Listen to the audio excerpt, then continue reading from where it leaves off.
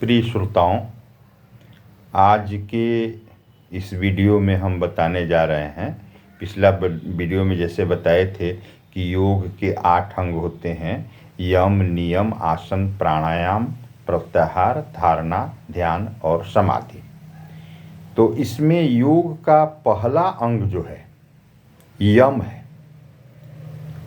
अब लोग जो है सामान्य कसरत व्यायाम को ही योग मान लेते हैं, लेकिन वैसा है नहीं।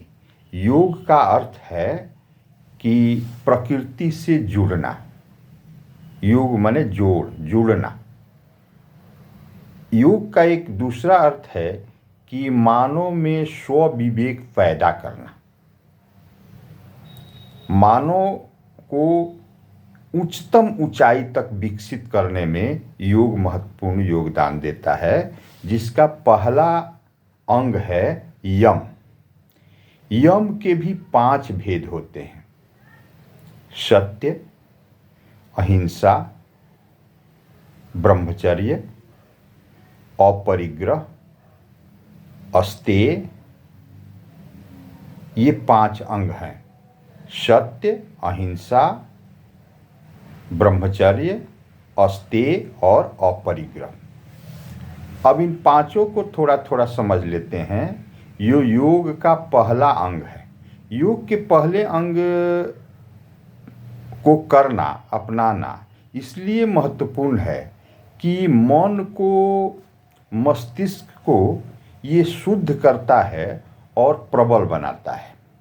जब तक मानव मन शांत नहीं हो, शुद्ध नहीं हो, सुविचारों से युक्त नहीं हो, तब तक उसे ये समझ में नहीं आएगा कि हमारा मन और शरीर और आत्मा तीनों अलग अलग चीज़ें हैं।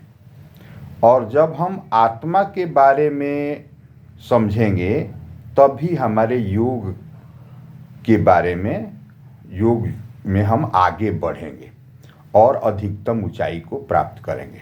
तो पहला इसका अंग है यम। यम के 5 भेद हैं। सत्य मतलब जीवन में हमेशा सत्य को अपनाना, झूठ से नाता तोड़ना।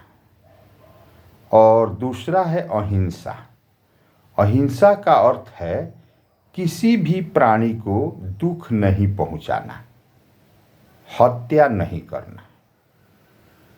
इसे जीवन में अपनाना पड़ेगा, तब आप योग में आगे बढ़ सकते हैं। गांधी जी ने सत्य और अहिंसा पर जोर दिया था। तो सत्य और अहिंसा और ब्रह्मचर्य। ब्रह्मचर्य का अर्थ है कि जब तक शादी नहीं हुई हो तब तक जो है किसी भी अन्य व्यक्ति के साथ यौन संबंध स्थापित नहीं करना या उस तरह का विचार नहीं लाना।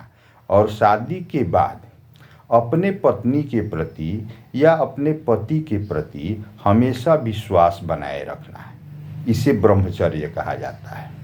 तो इसको जीवन में अपनाना पड़ेगा। यम का एक तीसरा भाग है। और इसका चौथा भाग है अस्तेय। अस्तेय का अर्थ है चोरी नहीं करना, माने अपने कमाई पर भरोसा करना और उसी का उपयोग करना। और अपरिग्रह का अर्थ है ज़रूरत से ज़्यादा चीज़ों को या संपत्ति को इकट्ठा नहीं करना है। ये अगर 5 को हम अपनाते हैं तो योग का पहला सीढ़ी समझिए कि पार कर जाते हैं और आप एक निर्विकार, निर्विकल्प आत्मा के बारे में आपकी एक समझ बढ़ेगी और आपकी बुद्धि बढ़ेगी और मन मजबूत होगा। संकल्प शक्ति आपकी तीव्र होगी या मजबूत होगी। धन्यवाद।